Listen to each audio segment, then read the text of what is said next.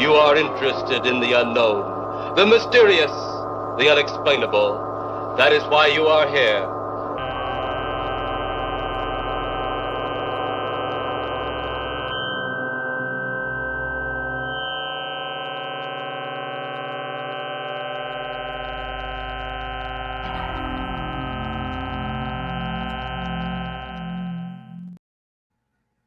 Welcome, everyone.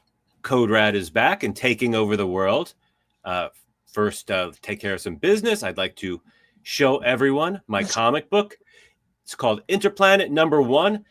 It's available at a great website called Fund My Comic. If you just look up fundmycomic.com and search for inter.planet, you'll find my comic book. Lots of happy readers so far. People are enjoying it.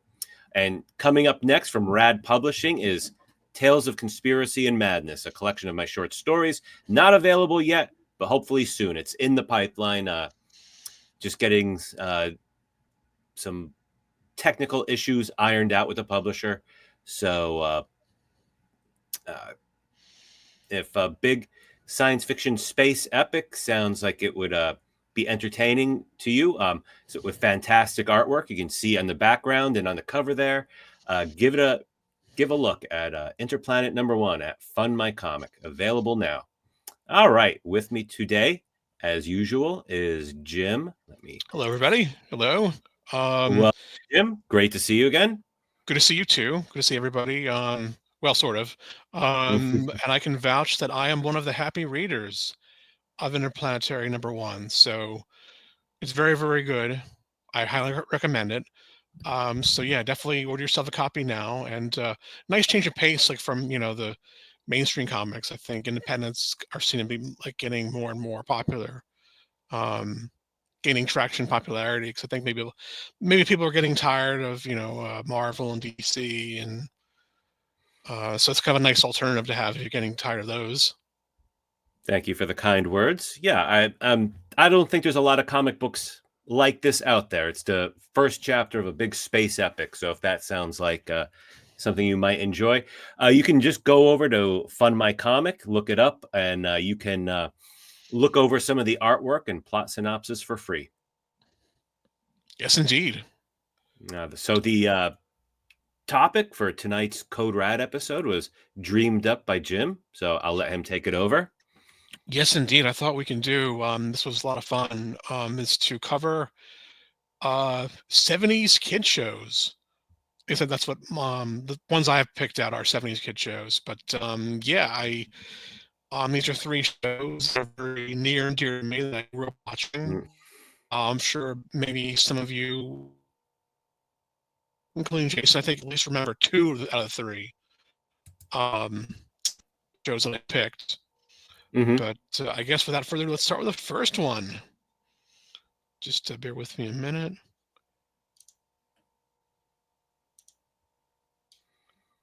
Yeah. So while Jim's getting that video up, I'll mention I brought a few video clips with me as well. I tried to be true to the nature of 70s kids shows, and some of my clips are in fact that, but I've also got some things that creep into the 80s. But I'll let Jim start. So can you guys see that? Oh yeah. Okay, great. So might as well start with probably the most famous kids show of all, Sesame Street. Started in 1969. Let's see when it was first. Well, okay, yeah, I'm sure most of those folks, I'm sure you remember from your childhood. Of course, Big Bird, Ernie and Bert. I don't recognize that cowgirl. I don't know, maybe somebody out there might know who she is. I want to say Clementine was her name, but I don't remember. Huh. But yeah, she's like under the railing, above Cookie Monster. Yeah. Okay. Yeah. I can't say that I recognize her either. But definitely how they're dressed, like especially Bob. You can tell, it's like different. It's a leisure suit, so yeah, very 70s. Yeah. Yeah. So when he first debuted in 1969, it was a part of NET, National Educational Television. No, I've never seen that logo before. No, actually, it started in 1954. Oh wow! and it continued, I think, until 1970, and eventually it was became defunct, and then another network took its place. We'll get to that in a little bit later.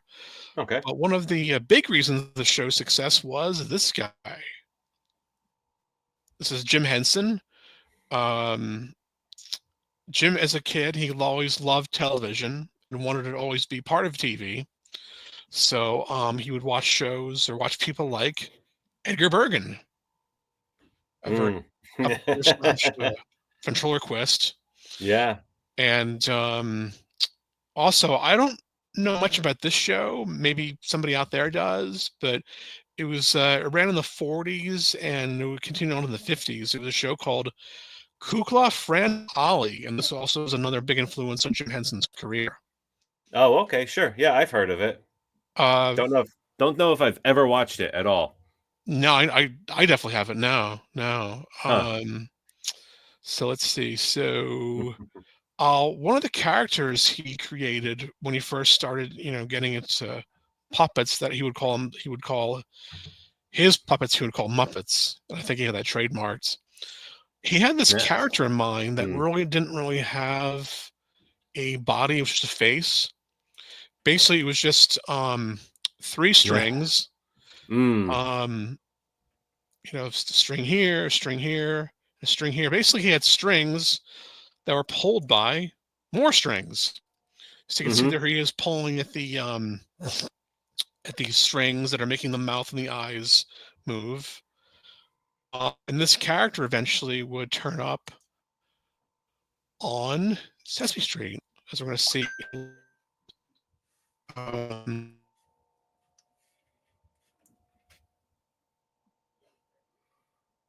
Let's see. Am I back? Okay. You're freezing up a Yeah. little bit. Nothing major, but yeah. Okay. Hope I get a chance to see this video. I know I do recall this face from when I was a kid. Oh, I had totally forgotten about it since then. Here we go.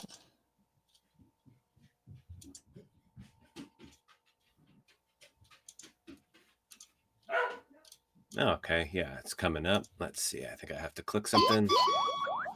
Now then, a count. So some kids are going to creeped out by this, and I think I was too. One, Yeah, this is pretty wild. 3, 4, 5, 6, 7, 8, 9. There you go. 10. That's 10.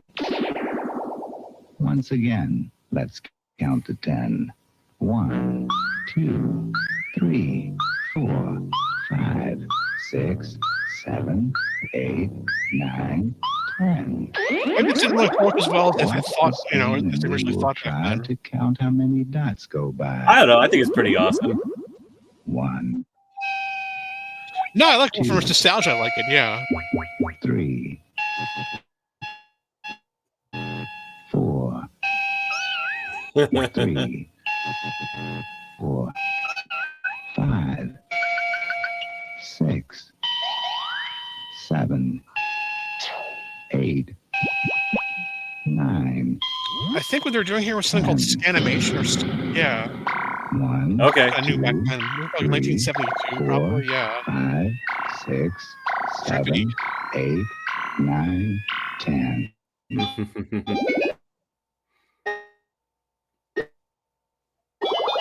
That's 10.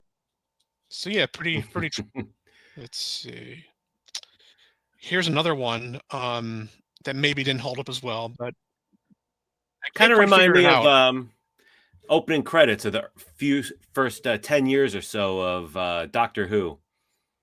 Okay, yeah, that's what I would think about. Yeah. Instead of showing John Pertwee's face or Patrick Troughton's face, they should have shown that face. That would have really made the kids go and hide behind the couch in England.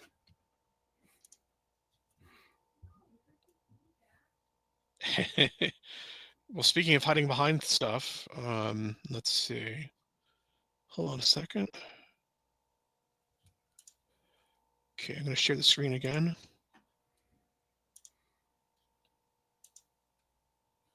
Yeah, I mean, I remember being glued to the set when that came on, which Okay, this is giant mutant rabbit chases kids. All right. That sounds like something you can't go wrong with. All right, let's see. All right. I see it materializing. Let's see.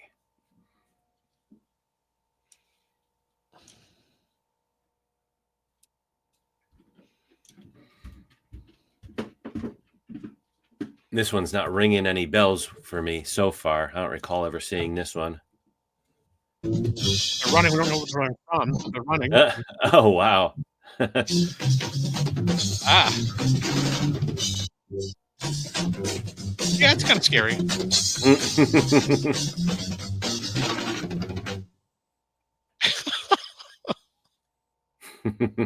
I love the music. The music's great. Oh, yeah, yeah.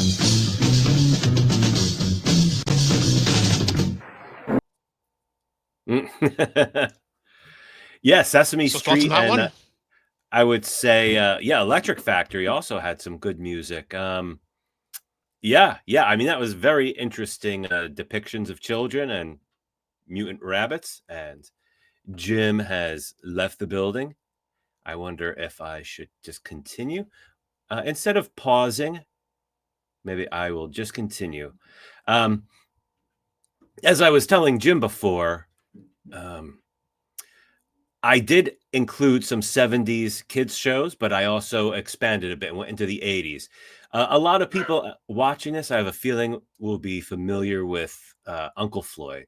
He was a big part of my, I can't even really say my childhood. I was really into him in my teens. It was something I would watch paired with Doctor Who. And instead of talking about Uncle Floyd, why don't I see if I can just show you some clips. So if you bear with me, Uncle Floyd was like a consummate entertainer. He was all about just putting on a show. He'd drive up and down Route 17 in North Jersey. He'd drive all over the place to shopping centers, talk to store owners, ask them to sponsor his show, and they would and that's how he would get his show on the air. So here, let me start off with a clip of the introduction of the Uncle Floyd Show, the opening credits. Nothing at all like this on television anymore. So here, let's go. This is New Jersey Network. How's that look? NJB Channel 58, New Brunswick, serving all of northern New Jersey.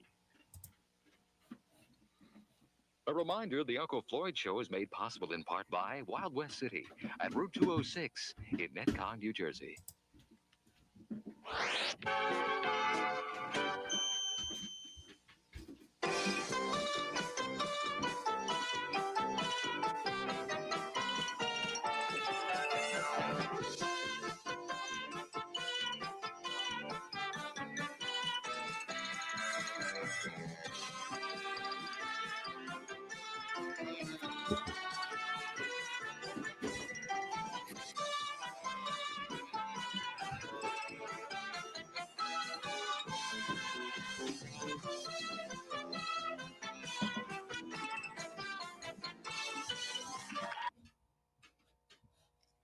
All right, and so that is the introduction.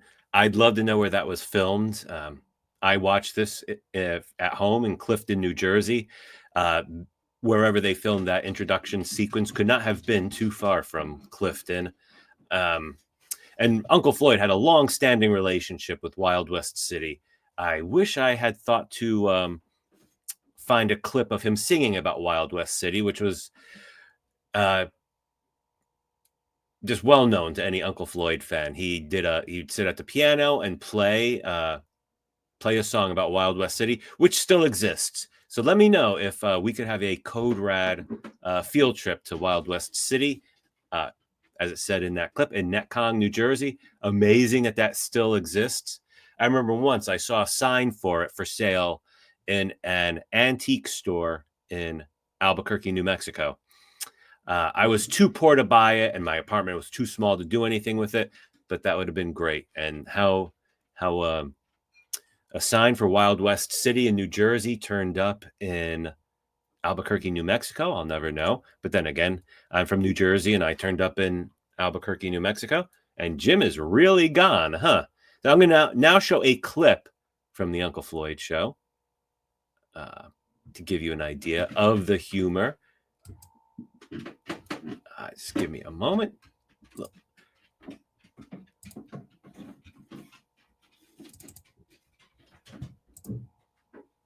And here we go. I'm going to say right now it's time for that prestigious award given away each and every week at this time, the Viewer of the Week Award.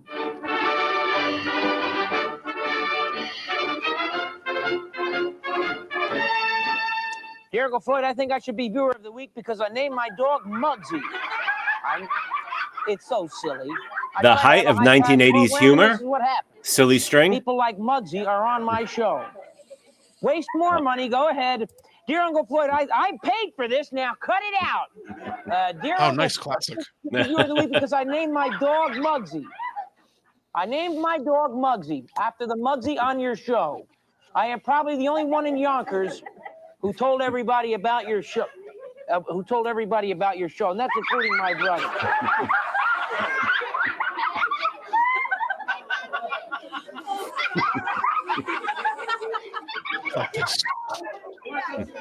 Yeah, New Jersey icon, New Jersey legend. Absolutely, yeah. Yeah, all right. Scott could put on a belt and act like he's a Brajol, and you could be the meatball, Muggsy. Now, he says, I sent it anyway. Let's hear it. Look, this is our Viewer of the Week. We can't go on like, let's hear it for Scott or Jera of Yonkers, New York.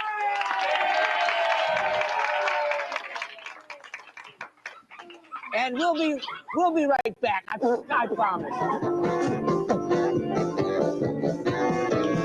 All right, so great example of the type of humor you would see on the Uncle Floyd show. You don't see Silly String a lot anymore. Uncle Floyd was definitely a low budget show, but you know, the enthusiasm, it was contagious.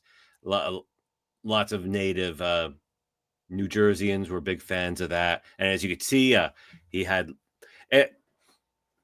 a letter from someone from Yonkers, big in the tri-state area, the New York region. So welcome back, Jim. I decided to just carry on the show. I'm glad you were able to make it back in. Yes, indeed. No, sorry about that. I'm not sure what happened there, but oh, your internet connection looks clearer now. Your voice and your video is coming through better than it did before. Oh, good. Okay. Well, I can tell you who also were fans of Uncle Floyd, and that was two names you probably know, John Lennon and David Bowie. I forgot, but yeah, I did read about that today. Absolutely. I forget the context, but yeah, something about Uncle Floyd met David Bowie. He owned them both. Yeah, both of them. Right. Wow. And when I think about like a really famous star with Uncle Floyd, I think of Cyndi Lauper, because that was a video that was seen a lot. Cyndi Lauper performing on the Uncle Floyd show, which does not appear to be on YouTube, which is a shame. That is the first thing I went to look for. I mean, that would be hilarious to see Cyndi Lauper, presumably before she was a huge star, performing on the Uncle Floyd show. Yeah, I don't know. I saw him perform actually live once. It was some guy named Steve Trevino I'm not familiar with. Uncle Floyd was second, and third was a late great Gilbert Godfrey. Oh wow! Oh, I can imagine. Yeah, was second. He was amazing. He did jokes. He did the piano. But yeah, he was great. I think hopefully, last I read, he was kind of in rough shape with his health. Yes. Hopefully he's doing better. Hopefully, because we still need. Really, I was very happy to see that because that's just narrative TV. This doesn't really exist anymore.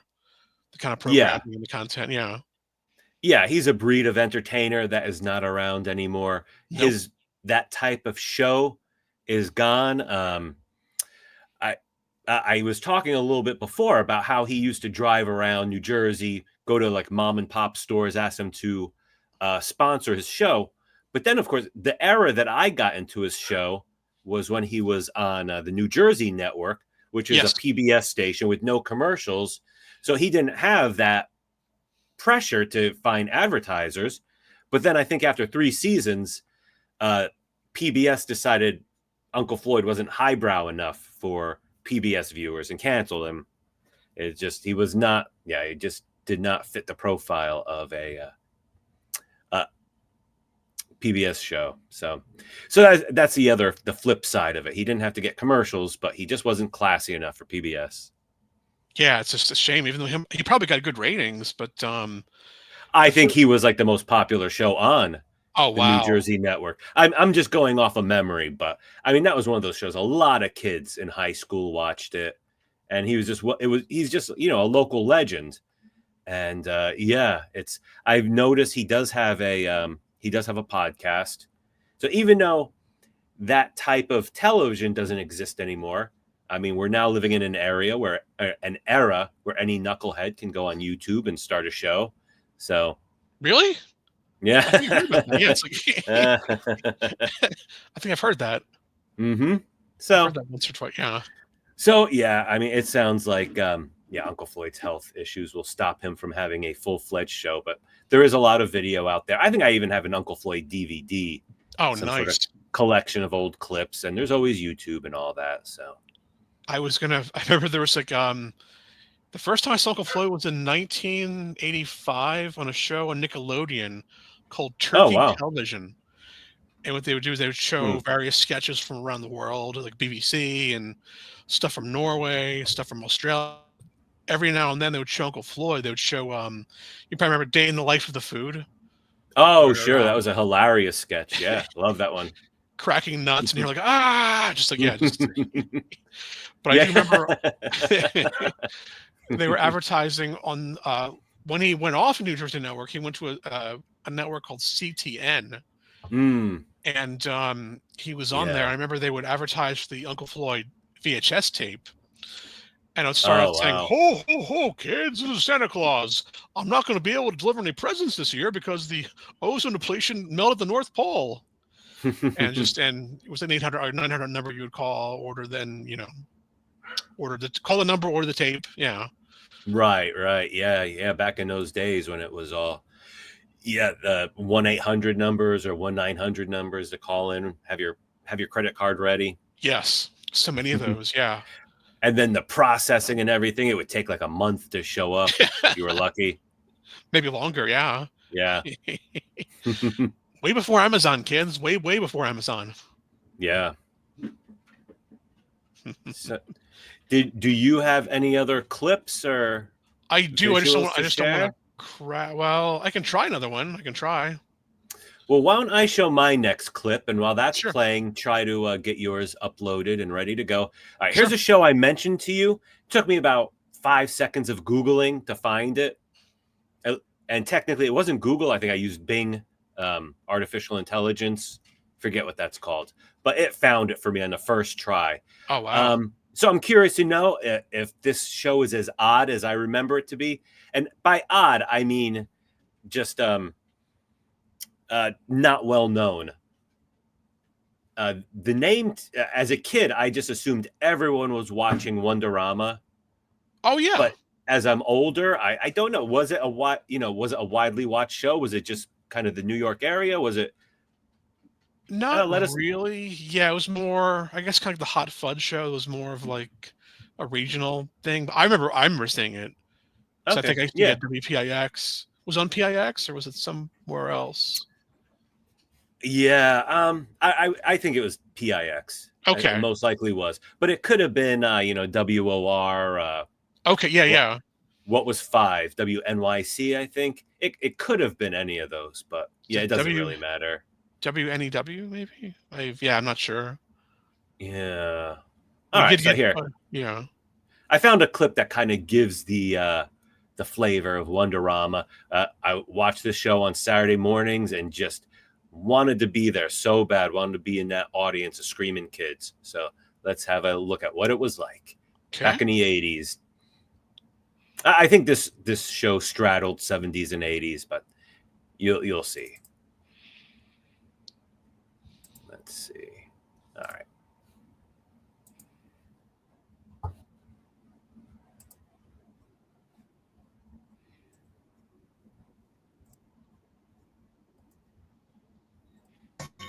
Wait till I get to the count of 3 and tell me all the good news you have. Paul for Lind. me. Oh, okay. I was like, who's that guy? Right, yeah. I guess got over with cold. I'm glad it's over. That's great, yes. I'm glad I won the round. Glad you're here too. Get my braces on Friday. Yeah. I'm gonna go ice skating. Well, now that's really good news. I'm happy to say. Very cool.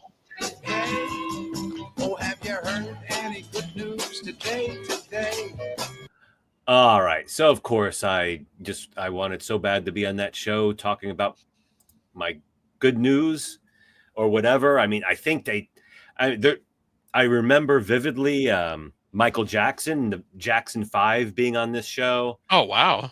And I think they had things where they'd bring kids up on the stage and they would dance to songs like, the Jackson 5.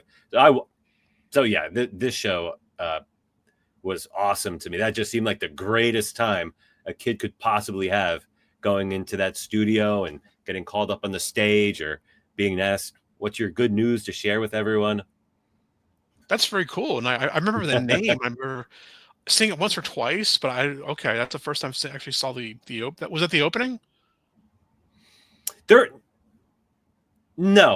was an opening sequence, which I did not clip. That I would imagine that was probably very close to the beginning of the episode, but I'm not sure, because that was where that particular YouTube clip started. So Got it. Okay. Well, I guess what I can do is to try again with sharing the screen. yeah, see if you can maybe. Your computer seems to be working a little better than it was before, so hopefully you can get it up there.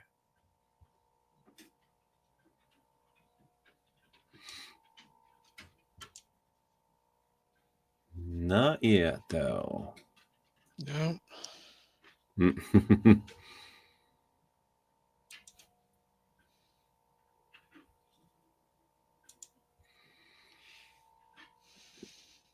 All right, let's see.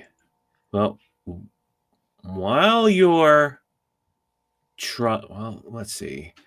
Wonder if I should jump in with another clip. This is something here's something that is almost from the 80s. I have good memories of watching this with my friends as a teenager, late 80s. We thought this scene was hilarious. Let's see, a famous comedian who is still around today. It was like, let's give this comedian a TV show. All right, I see your video is up, so that's cool. We can watch that next. All right, let's see. Any Colin Quinn fans out there? Did you know he had a kids show in the 80s? Let's see. Is that what I think it is? Oh, hold on. Okay. It would be helpful if I was sharing it. Let's see. Is it on there now? Yep. Colin Quinn and the son of a famous rock and roll star. The problem here, Colin, can you put up a personal problem? Hey, it's not one of those mother-daughter problems like on the commercials. No, this humongous fool is picking on me, and I could beat his face. But, two things are holding me back. One, it would be wrong, and two, he could beat the snot out of me like that. A bully. I'm glad a young buck like you comes to me with your personal problems, so you can benefit from my experience. I remember when I was in school, there was a kid that was always acting tough, you know what I mean? He was quite a good actor, too. Another Olivier. Anyway, this was years ago, of course, when I was young, but I remember it like it was yesterday. We're hanging out in the schoolyard, me and the boys, I was always a quiet, well-behaved child. And we're standing there, doing what little kids do. Hey, Colin, we're gonna have a sleepover at Marky's house. Wanna come? Sleepover, huh? Any boys or just the boys? I think Stephanie and Melissa. Those pigs? All right, I'll be over. I just hope Bobby the Bruiser doesn't show up. Hey, I ain't as scared of him. You aren't? Nah, I'll tell you something about that Bobby the Bruiser. I'm getting sick and tired. In fact, if I ever see him, I'll punch him right in his... Get out of my way, bonehead! Leave me alone, you jerk-faced jerk. We're bored ugly, you just grow into it. Why don't you cut me some slack, you stink bomb? That's it, Quinn. You're through. Come here.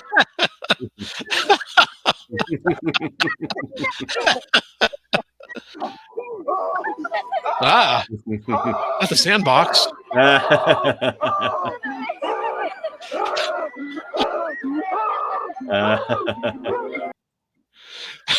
All was great. right. So, Never seen it before. yeah, That was great.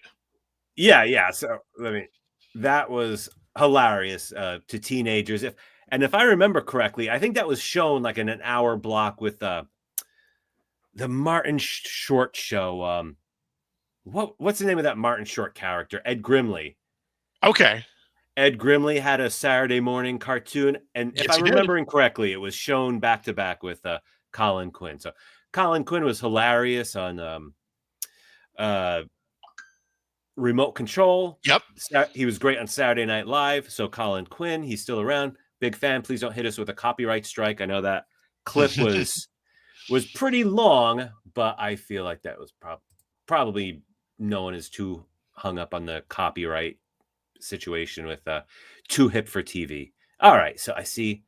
Let's see. You've got your slides back up. Did you want to show some more slides? Sure. Let's try this. All right, again. here, put it up there. Okay, so we've covered. So we've gone through Sesame Street, covered that. So the year was 1971, and Sesame Street had been a big success. So this Children's Television Workshop is saying, well, what else do we have? Like maybe you can think of another show where kids that maybe have outgrown Sesame Street can watch something that's maybe kind of the next level up. Another show to graduate for kids to graduate to. So they thought of, well, now NET was gone and now it was PBS. Okay. So the show the CCW thought of was ta-da, and I think every person that you meet, I think everybody has that one TV show that's near and dear to their heart. For some folks, it's Star Trek. For some folks, it's Doctor Who.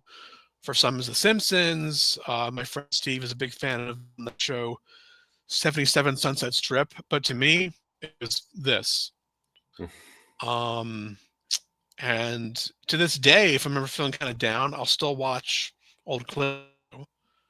But let's see. So here we have the cast. I think this guy over here, I think he went on a big star, Morgan Freeman. I think he did a few things since then.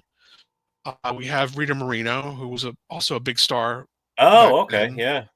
Who actually was, I think she's an EGOT winner. She's won a Grammy, an Oscar, a Tony, and it's basically just everything. Yeah. She's very talented. The guy back, well, we knew, but he was famous, but now he's famous just for all the wrong reasons. Which is a shame, but yes, 3 of the shows I watched as a kid, he was a big part of. But yeah, it's just really, it's just yeah. The other folks, I think, didn't really. I know the guy with the glasses. I think he did some commercials. Skip Hinton, I believe. The woman between Morgan Freeman and Bill Cosby is Judy Grobart, I believe, and this woman next to Rita is Lee Chamberlain. So that was the first season cast. Okay. Let's see. Another big reason why I watched the show was this guy. Oh, of course. Yeah. That was a highlight. Second favorite superhero. And I believe what happened is that let the show use Spider-Man for free. Okay. Because Stan Lee figured that, well, if they can, teach kids how to read, they'll buy my comics. They'll buy our comics. So very, very smart. I'm trying to get a new crop of potential customers, and it worked. It became one too. Oh, absolutely, yeah. This one. So let me try to bring in a clip. Okay. If I can. Just bear with me a minute.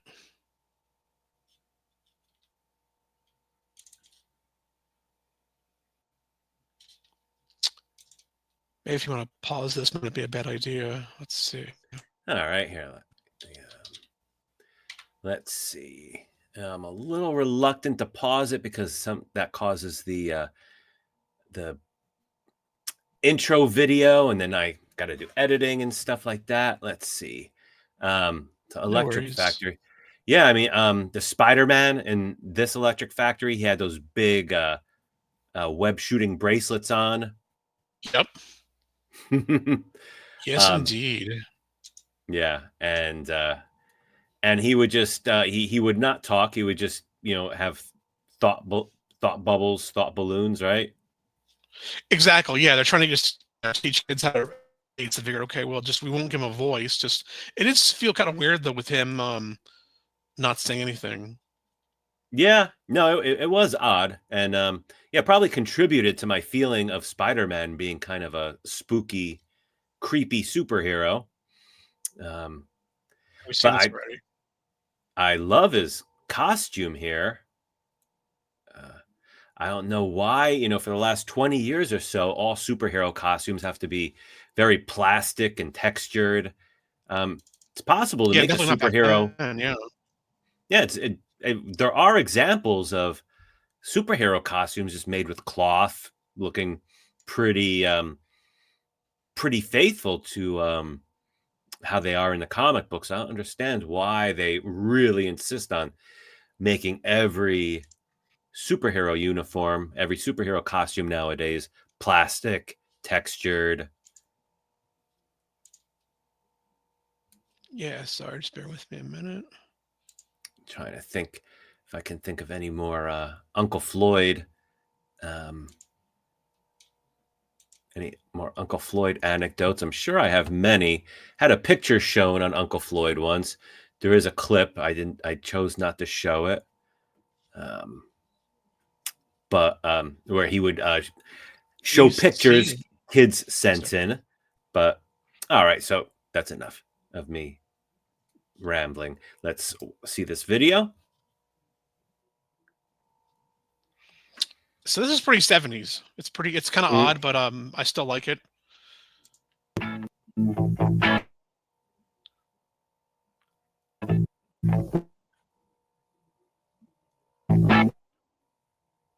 That's pretty 70s.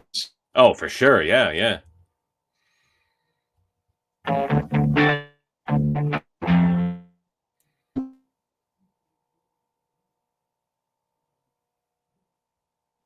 But it's not playing that well. Let's see.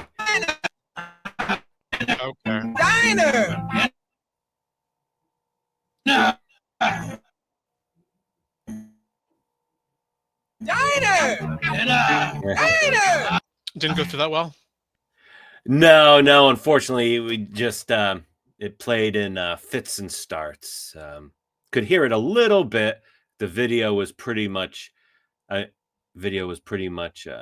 frozen. Oh, geez, yeah, I see it played almost all the way through. Saw very little bit of it, which is a shame. The animation looks great. I like the sound of it, but yeah, I guess it was just too much for the internet connection.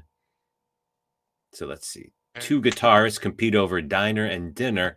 So folks at home can find that video if you're curious to see what it was like. I think I will do that. I wonder if I could find that video real quick and then I could show it and maybe it will come through a little bit more smoothly. It will take just a few seconds. My amazing production skills here. Let's see. What was that called? Dinner versus diner or something? Yep. Let me see. What is the exact title of that? Where did it go? Let me see. Two guitarists compete. Yeah, two guitarists compete. That should help me find it. Let's see.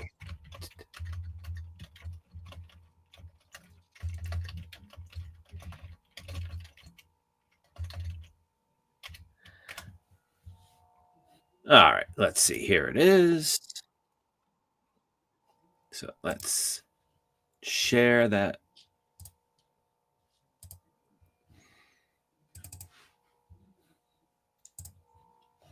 All right.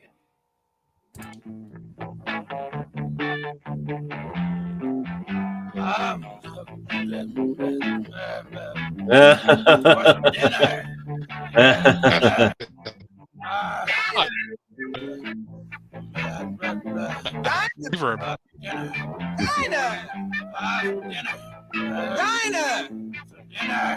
I like the music. The music's Wow.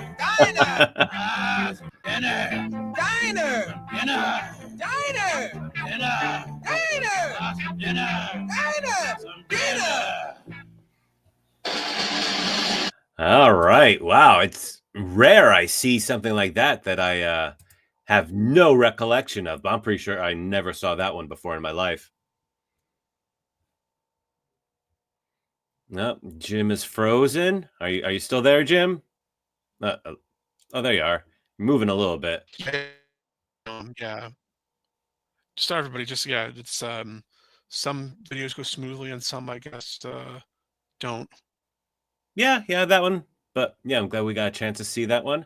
I think this would probably be a good place to wrap it up. I don't know if you've got any clips left. I've got some clips left, but I think I think we've gone on enough. If people want more, we'll just do Kids Show Part 2 in the future. Coming up soon, another Doctor Who episode. Maybe we'll keep it a secret, but it's one you will enjoy.